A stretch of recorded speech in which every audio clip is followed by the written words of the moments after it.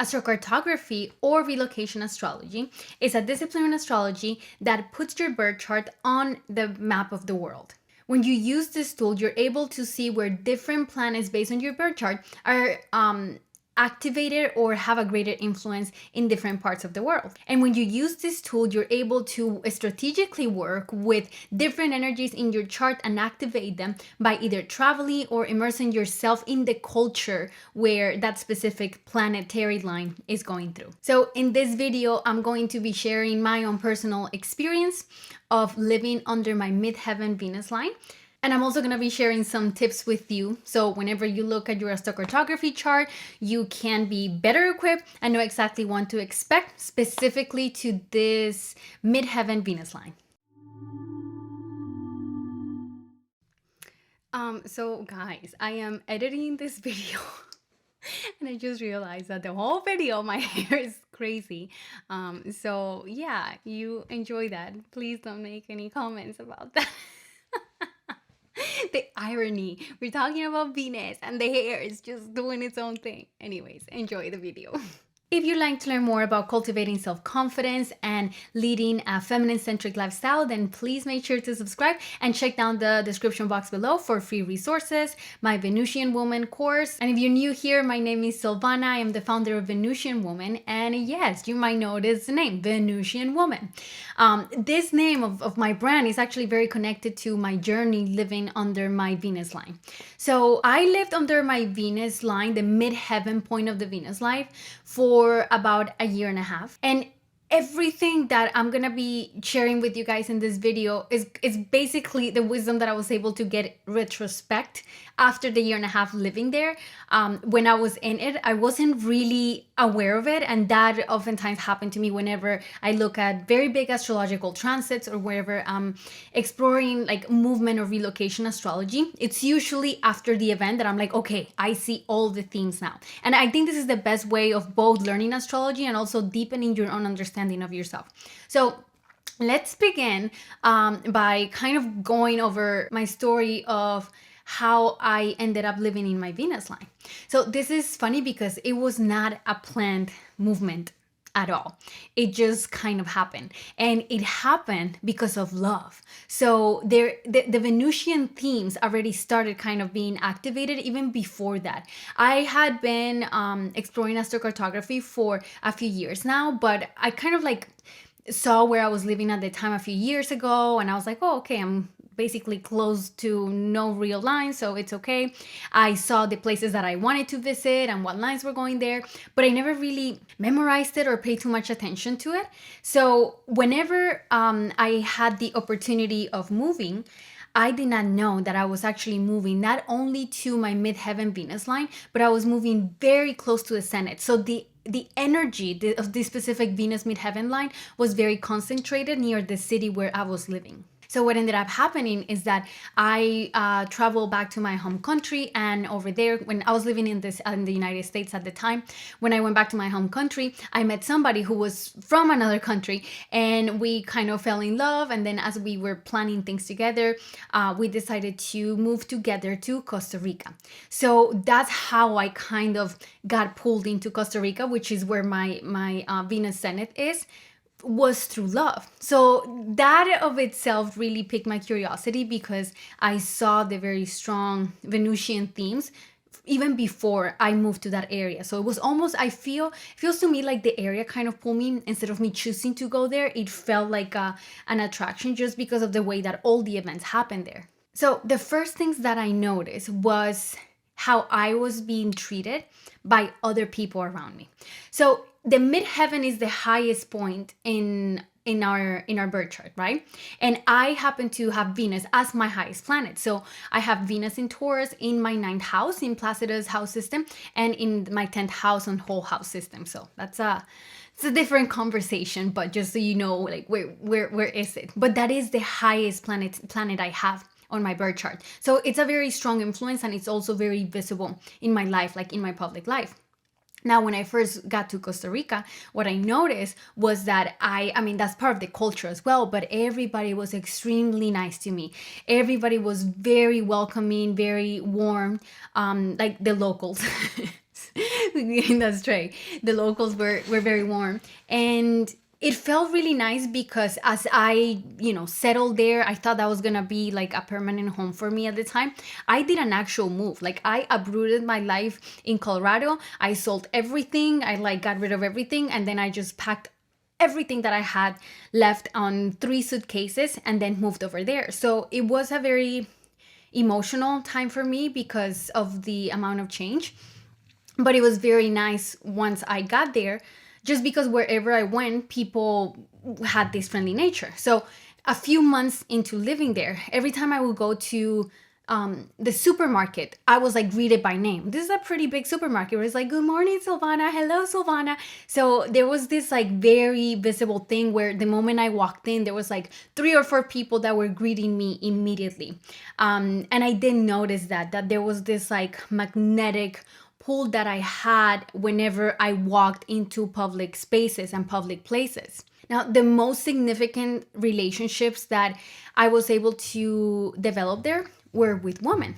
And the first interactions that I started having with women in Costa Rica were extremely difficult. I got hit with like the harsh face of Venus, just this very like snappy, sharp energy from some people that were not very happy about my relationship status and all the things. But right after I went through this very initial difficult phase, then I started meeting women that were like deeply, deeply loving and warm and friendly. And there was this like overly nurturing energy about them. I was able to connect at a deeper level. I was able to really like express myself, and I felt very seen by these women. So that was the beginning of the journey there, which started happening where the friendships that I made there and that I maintain in my life are with women that I know have my back, and I also have their back. So there was like a collection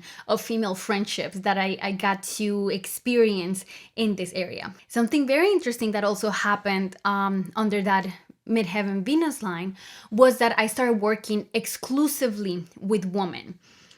So when I was in Colorado, I had like a little coaching business on the side, very passive. Most of my time was spent working in like corporate America. I worked in a software company. I was doing sales for them. So it was very much like very masculine work, working with mostly men, just because of like the industry. It was cybersecurity. So that was a very noticeable change that I had, because once I moved, I quit that job and I focused 100% on my business, and I decided that I only wanted to work with women. And so I started working with like groups of women, and then also working one-on-one with women. So there were multiple relationships that I had on a professional setting that I experienced in that Venus Midheaven line.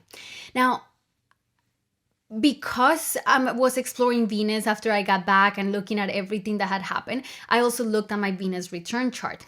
What's interesting is that in this specific Venus return during the year and a half that I was there, the first year that I was there, I had my Venus return in my 11th house. I had a stellium of planets on the 11th house, which is the house of friendships and network and dreams and hopes, and basically like the people that are around me that I choose to be around. Not the people that you have to be around because you have to go to an office or you have to go to the store, but actually the people that you call because you want to go see them. Like that's the 11th house realm. So I had a stellium of planets there, and even though I had like all of these one-on-one relationships in my professional life, and I was at the beginning phase, I was making some money from them, there was something very unexpected that came from my female friendships that I made in Costa Rica. I didn't make any friendships with local women. All of them were from different parts of the world. But what ended up happening was that after my relationship ended, at the time I was being supported by my partner because I was still working on like the beginning stages on my business. And when I left, I had nothing. I like walked away with nothing, just with like my suitcases and I don't know, like $25 to my name or something. So it was a very scary moment for me, but every single woman there actually helped me, not only emotionally, but also financially. I got to live in a lot of my friends' houses for free. They fed me. They, like, if they went to the farmer's market, they took me with them. Like, whatever I needed was provided for by women as I was navigating this very intense emotional process. So what's interesting is, like, it's the midheaven Venus line. So what's visible on the midheaven was all this Venusian energy, but internally I was going through this very deep transformation and healing from, disappointment in love, and dealing with all these emotions. So it's an interesting exploration, because you have the external, what other people can see, and then you have the internal experience. Even though I was in my Venus line, it wasn't all like butterfly and rainbows, but all the help that I needed was there whenever I needed it. So that takes me into the money situation. It was very, very interesting as well, because I made less money from, like, being in Costa Rica than I did when I had my corporate job in America. Even though I was working, like, in my own business, because it was the beginning stages of it, and there was a lot of, like, ups and downs, like some, like, feast and famine energy of really making it big and then just draining all my resources. Living there is also very expensive. However, I got to experience a very luxurious lifestyle, even though I didn't have any money.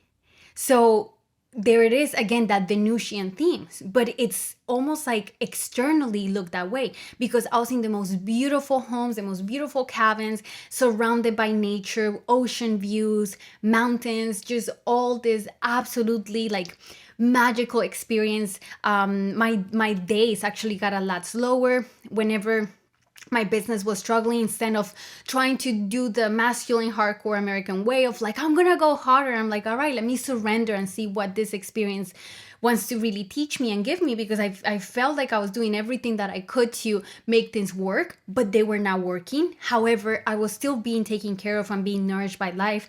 So I decided to just go with the flow. And part of, like, my routine every day was, in the morning I will go to this little local gym and work with a group of, like, 20 women. We'll work out. So it was like a 1 hour workout that will go with my friend. Then I'll go back home, and then I'll walk to the beach and spend like 2-3 hours at the beach with, like, music. I'll, like, take myself some coconut water or have a beer and just, like, live this extremely Venusian lifestyle. Then I'll go back home, and then I'll work a little bit. And so life it had that very Venusian flavor. I was in a very beautiful place, but the cash flow was really low. The interesting thing about that was that the moment that a need arose, the solution came right as well. So it was almost as if I'm like, oh my God, okay, like, here is this money coming in. Oh, it has to go out this way. Now I don't have anything. Let me surrender. And then boof, the other thing will show up. So it was a very powerful lesson on surrender and trust and feminine receptivity, because I was receiving. And a big challenge for me all my life was learning how to ask for my needs. And I didn't actually have to do this. I will just kind of, like, share, with my friends, like, okay, this is going on, this is what's happening, and the help will come to me. It's like they will say, like, oh, here's how I'm going to help you. This didn't only happen with women. There were some men that I met as well that were able to help me with, like, the business part of things, giving me financial advice, helping me with some of the debts that I was, like, dealing with from that I had carried from whenever I left the United States. So I didn't have to ask for any of these things. It was all offered. Again, that's that Venusian theme of learning to receive. And I started understanding when I was there why life sent me to this place, why all of the events that led to that event actually have to happen the way that they did. And it was because it was a lesson for me on femininity, on embodying more divine feminine energy, embodying more trust, surrender. Because the trust that I had, it wasn't like, it wasn't trust that I was relying on, like, this one person, like, oh, she's gonna help me, he's gonna help me. Especially after things ended with my partner, like, I felt like I was, like, abandoned and exposed in a foreign country. and I kind of lost, like I had a few moments of despair during that transition, but I didn't rely like my sense of trust on one person. I was really learning to rely on the divine, on God and source. I got very focused on my spiritual practices. That's when I started doing like my Kali mantras and learning about Tantra. Really diving deep into this feminine energy. It was very visible externally as well. It did not feel pleasurable all the time. There was this friction and then a release of pleasure. And then again, friction and pain and fear and a release of pressure. So I will say it was kind of an extremist energy. It was an energy where I will go into like the depths of my deepest fears and then just surrender them, and then I will be taken into this bliss of receiving. So I feel that that's what led me to actually have it felt like a second Kundalini Rising experience where I feel like I had that in the past, especially after drinking so much plant medicine and ayahuasca. But this Kundalini rising energy that I felt there was very different. The time, it was a specific day where just like I got hit with this wave of energy. I remember like I had to lay on the bed and I was just like moving and morphing and like almost like moving like a snake and moaning. Like I was having this very physically visceral experience, but it was very pleasurable. And what I felt in that moment was that I was receiving so much without having to ask, that it kind of broke an old pattern that I had to like fight for everything, work for everything hard, like just muscle and sweat to get my needs met. This experience, like I didn't have to do that anymore, and that broke me through something. And then that's when I felt this surge of energy from the base of my spine going all the way into like my heart, and like I will feel it in my face as well. So that was a particular event that I found interesting, and I believe that it is very connected to this Venusian theme because it kind of activated me deeper into the feminine individuation path, the Tantric Path. So it was a very powerful experience.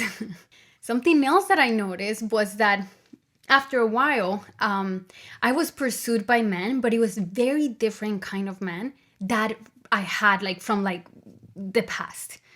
It changed, the theme changed. So something happened when I was there in that energy where the way that I was being approached by masculine energy felt a lot more masculine.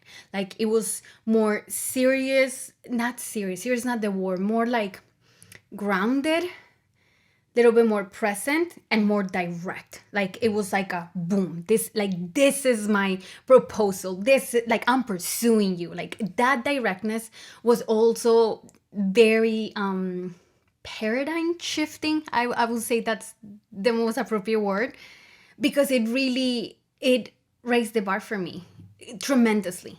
And I think like when it comes to the relationship aspect of it, this was the biggest gift that this Venus line gave me, is that all of a sudden the bar was raised. And all of a sudden I felt like, okay, we're playing at a different level now. And I'm not gonna settle for, the past patterns or behaviors anymore. I felt backed up by life. I felt like the goddess, like Kali herself, was holding me, and she's like, okay, now you get to open up and receive, and you get to dictate what's the standard for that. And that started being reflected in my physical life as well. So that was a very powerful transformation, to say the least. None of those relationships really came to fruition at all, because there were some things that just it was not a hell yes for me. So, and that's something else I learned there. If it's not a hell yes, it's a no. So that was kind of like imprinting in my body that there is another way, there's a better way, and that I deserved more because of all this inner work that I have been doing. Something interesting as well is that for years, 5 years, I have been drinking a lot of ayahuasca. You can find I have a video on why you should stop drinking ayahuasca, if you want to check that out. But what I found was that when I was in Costa Rica, I actually didn't do any medicine, even though that's a hub for that. I didn't feel safe there going into that energy. I did do bufo. I also did San Pedro, but San Pedro for me is very mild. I feel in control. I feel like I'm fully aware. But with bufo, I feel like that was a very protective energy, because what ended up happening was that I had like the bufo experience. I was recording myself because I just put my phone up. I was like, oh, I'm going to record myself so I can see like my 14-minute journey. But what I found out later on, like months later after doing the ceremony, was that the guy that administered the medicine, he had been in a bunch of scandals for sexually abusing women in plant medicine. What was interesting about this particular ceremony that I did there was that whenever I saw the video, I became very aggressive, and he was a little bit scared. He was like, oh.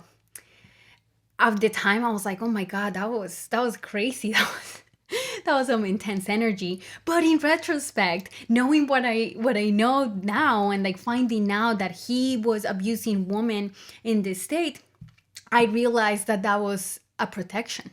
Like that energy that came through was a protection. And after that, I decided not to do anything else. So I got further away from plant medicine while I lived in this Venus line, but I got like even more grounded in my body. I was able to integrate all of the work that I had done in the previous years. And I was also going to the ocean like every week, at least a couple times a week.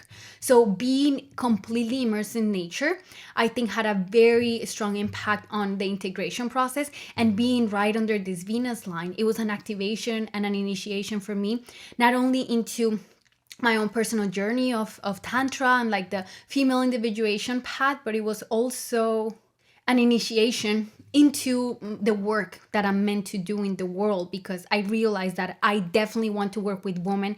Like I want to, whatever wisdom I gather from like all these experiences, I want to share them with other women. So it felt to me very destined, very aligned for me to be there, and also dive deeper into astrology. I was very, very into tropical astrology at the time, and when I lived in Costa Rica, that's when I started studying Vedic astrology.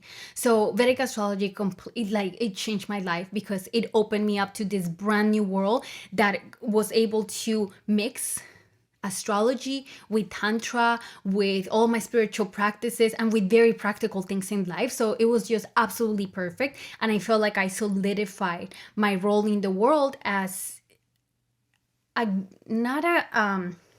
wouldn't say a guide, but maybe an advocate for this feminine path. So since my natal Venus is in Taurus, I thought I'd talk to you a little bit about the food. Because that is one thing that I really enjoy there, just eating, and the way that I will eat, and the slowness. I never had that relationship with food, because when I lived in Colorado, like I would wake up, make myself a cacao, and like get straight to the computer and work until 5 p.m. and then I was too tired to do anything, so I'll just get takeout and then call it a day. So I had a very American lifestyle of like very quickly, a lot of working, and on the weekends I was just like so burned out. I didn't want to do anything. I had no interest of really being in the kitchen or anything like that. And that changed in Costa Rica. I got slower in my lifestyle, and I was able to enjoy food more. I got very creative with recipes. I learned probably I got probably 10 more recipes in my personal book of recipes that I love and enjoy. And these are delicious. And every time I go somewhere and I'm cooking for somebody, I'm all right, let me give you my repertoire of what I'm able to make. Also, going to restaurants was one of my favorite things there. Even though I always went to the same 3 places, it was just this luxurious experience. And I'll get 3 courses, and it was just... it was very nourishing. And what was nourishing about it was that, like, if I'll order something, I'll get like a free dessert, or they'll give me like a free coffee. My favorite places to go were actually two French places, which is interesting because France has a lot of Venusian energy. So there's this theme again playing out even in the food, both the food that I was eating at home and the food that I was eating whenever I was going out with my friends, or wherever I was like being invited out to, you know, eat with a group of people. Like, there was just this overabundance of sensorial experiences of pleasure. Like, I would like savor every moment, and just like as I was eating, I remember just thinking like, oh my god, thank you, what a, like, whoa, how delicious, like, thank you so much. Just so much gratitude in the sensorial experience. So it felt like a very powerful descent into the body and into the senses, which is in complete alignment with Venus in Taurus. So it just works perfect. Okay, and lastly, the most powerful thing that happened there was the channeling of my Venusian woman course. So when I was in Costa Rica, that's when I started trying to figure out, okay, like, I want to create a program that basically helps people heal and helps women heal, work on this like inner mother wound stuff, emotional mastery, helps with like the identity work and the pleasure and all of the things. And it just kind of came in different blocks. So I will like create a program, and then I will teach it, and then I like create another one and I'll teach it, and then I created the third one and I taught it. And at the end of that, like the last program I created, it was so clear. Like, whenever I was like writing down the structure and creating the different modules, I was like, this is the Venusian program, like the Venusian Woman Mastermind. And I taught the program, the last piece of that program, live, and I had a group of about 50 women sign up, and I did it through a donation-based model. That was interesting because it also taught me a lot about, like, you know, we kind of show up to things differently whenever we have a very fair energetic exchange, and we kind of get like loose and a little bit more wobbly whenever there isn't skin in the game. However, even though 50 women signed up, there were like 13 that were on it. Like, they were showing up, they were like taking like showing life to every call, asking questions, participating. They were going through these deep transformations, and I learned that I prefer to have that versus having 50 or 100 people to just get the thing. I prefer the smallness, the intimate, the like deeper transformative work that happens with that. So when I was in Costa Rica, I also had my social media page, my Instagram page kind of got a spike. That had a lot to do with some drama that was going on in like my personal life with my ex-partner and his ex, and just it's like a bunch of bullshit.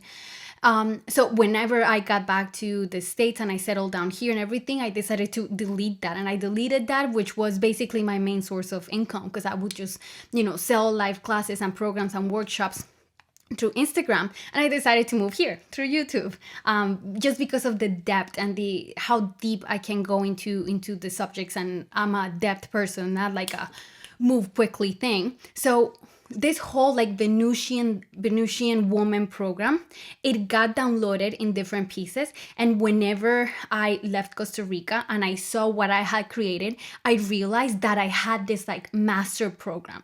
And it came in pieces, but it was so divinely aligned.